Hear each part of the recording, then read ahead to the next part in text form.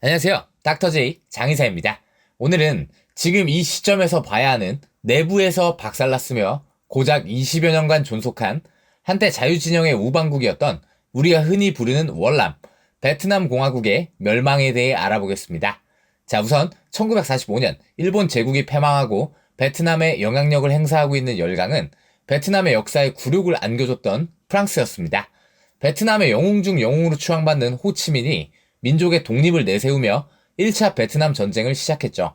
자, 1차 베트남 전쟁 시기가 중요한데 이 시기 공산주의라는 건 전 세계의 대세 중 하나로 1940년대 후반에서 1950년대 초반 중국이 공산화되었고 동유럽 등 많은 국가들이 공산화되었습니다.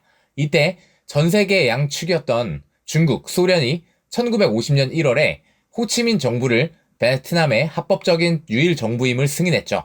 프랑스는 베트남의 마지막 황제 다오바이를 내세우고 꼭두각시 정권을 세웁니다. 그러면서 반대로 1950년 2월에 바오다이 정부를 공식적으로 승인하죠. 자, 모택동 본인은 공산화된 중국의 첫 번째 과제로 타이완 점령을 내세웠으나 1950년 1월에 스탈린이 김일성의 한반도 전쟁안을 승인함으로 보류됩니다. 어떻게 보면 김일성이 대만의 영웅이죠.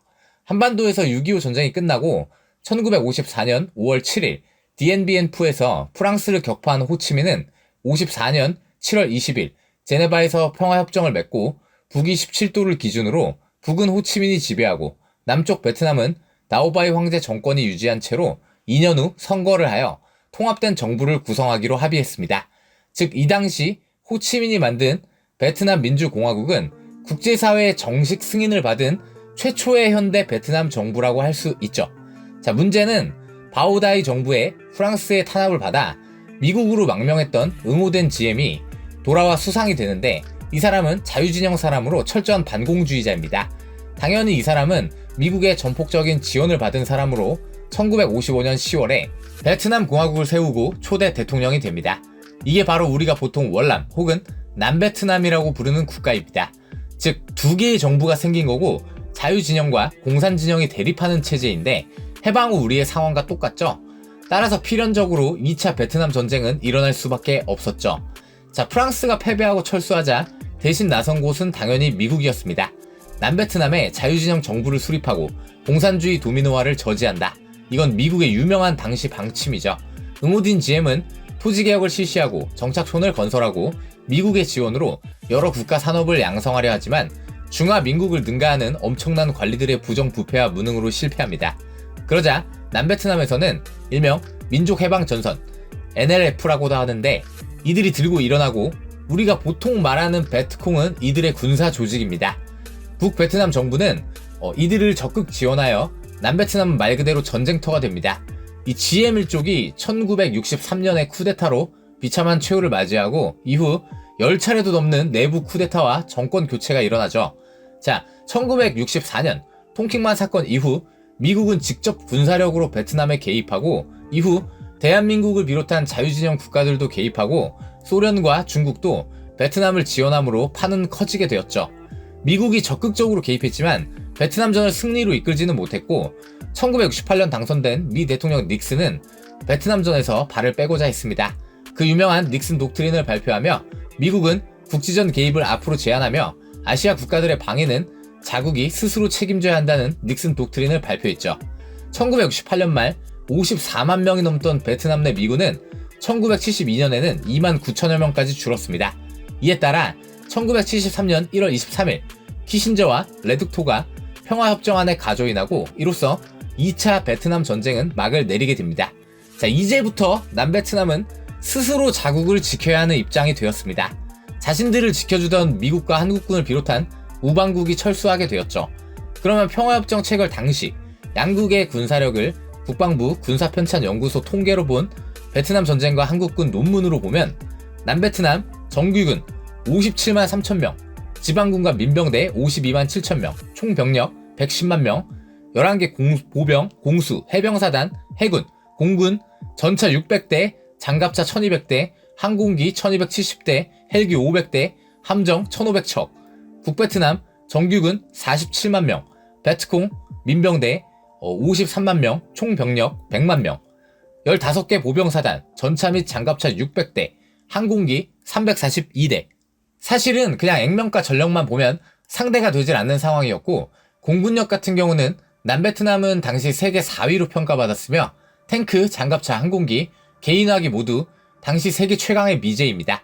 그러나 북베트남은 3차 베트남 전쟁을 일으켜 1975년 4월 30일 남베트남의 수도 사이공을 점령하고 남베트남은 멸망했죠.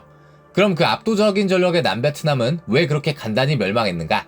저렇게 압도적인 전력 차이가 있음에도 75년 1월 북베트남이 총공세를 시작하고 겨우 4월에 멸망했습니다. 우선은 남베트남의 악몽 같은 고위층 부정부패를 들 수 있습니다. 중국의 공산화를 막기 위해 엄청난 돈을 미국이 지원했지만 중화민국의 고위층들은 오히려 적인 공산당에게 돈 받고 무기를 팔아먹었을 정도였지만 남베트남의 부정부패는 그 정도가 아니었습니다.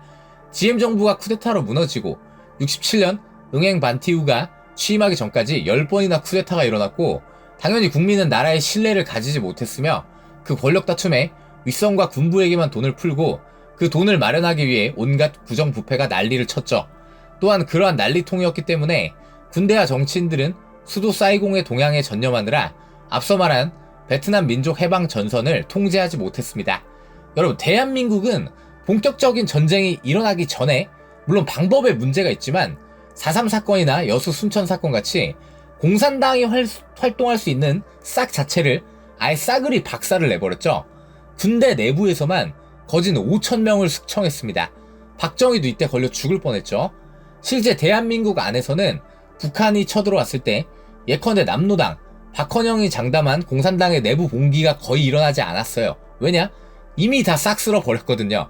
그런데 남베트남은 아무것도 해결하지 못했습니다.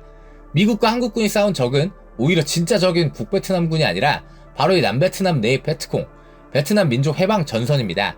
1969년 9월 2일에 호치민이 죽었을 때 전쟁 중이었음에도 남베트남 주민들이 대대적으로 검은 리본을 달고 호치민을 애도했을 정도였습니다.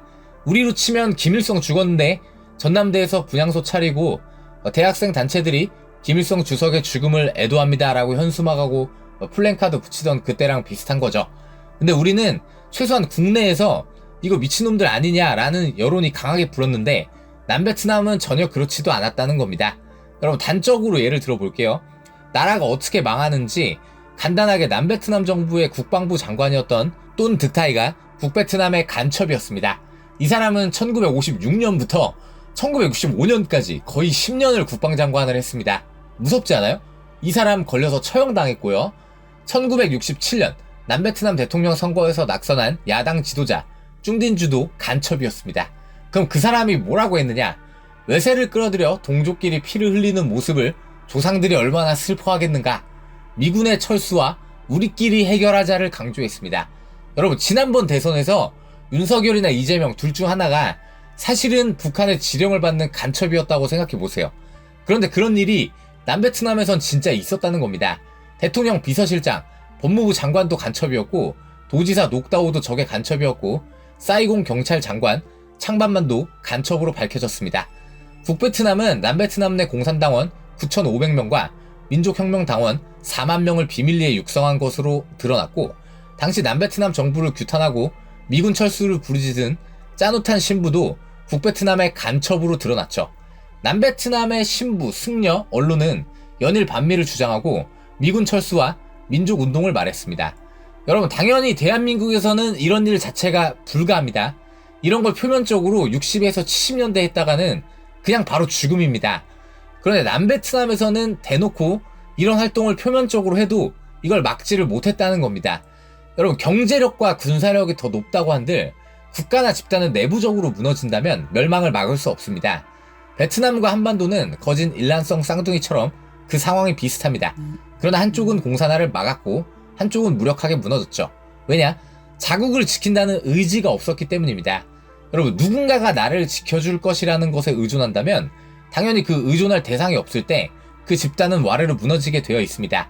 대한민국은 스스로를 지킬 의지가 있었고 무엇보다 국가를 구성하는 대상이 민심을 잃지 않았습니다.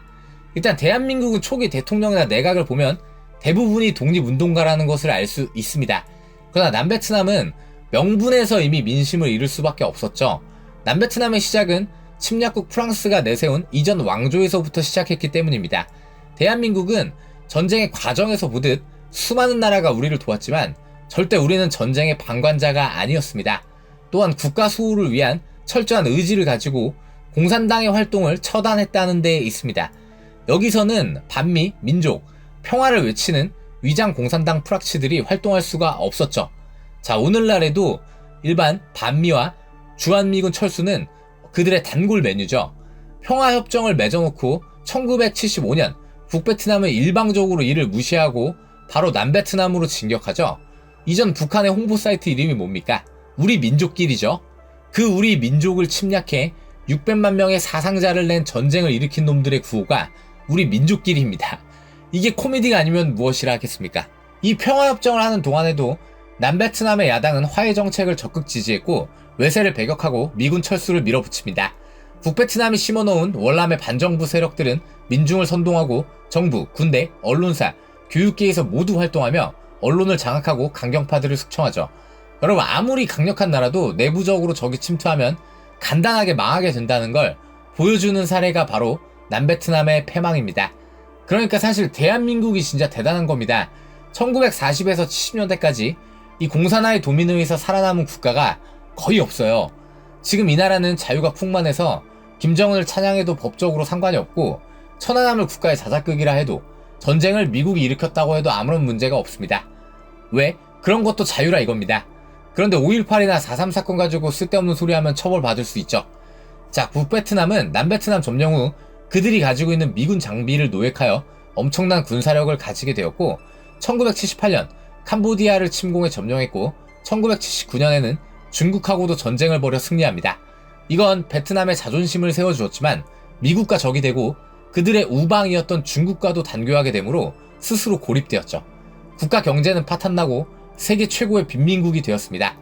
그러나 베트남은 정말 머리가 좋게도 1986년 빠르게 개방화 조치를 단행했고 89년 캄보디아에서 철군하며 91년 중국과 국교 정상화에 이어 92년 한국과 수교를 맺고 95년에는 미국과도 수교하므로 자본주의의 방식을 도입하여 어느 정도 경제 개발에 성공합니다. 자주와 독립을 싸워 얻었지만 국민의 굶주림을 해소하고 경제 발전을 하기 위해서는 다시 그 나라들을 불러들여야 하는 입장이었죠. 그럼 그 과정에서 보면 150만 명에 이르는 남베트남 내 사람들이 강제 이주되거나 수용소에 수용되었습니다. 자본주의 체제에 있었던 남베트남 내 지주 및 중산층 이상 사람들은 사유재산을 다 빼앗겨야 했고 개혁개방을 하기 이전 80년대까지 베트남은 세계 10대 빈민국 중 하나였습니다. 당시 살아남기 위해 베트남을 탈출한 보트피플이 100만 명입니다. 여러분, 공산당이 상대국을 잠식하는 그 전형적이고 확실한 방법을 우리는 남베트남 패망사에서 볼 수 있습니다. 그리고 여러분들도 아시겠지만 북한도 그 전략을 그대로 써왔습니다. 철저하게 찍어 눌러서 막았던 것 뿐이죠. 잊지 맙시다. 역사는 반복됩니다.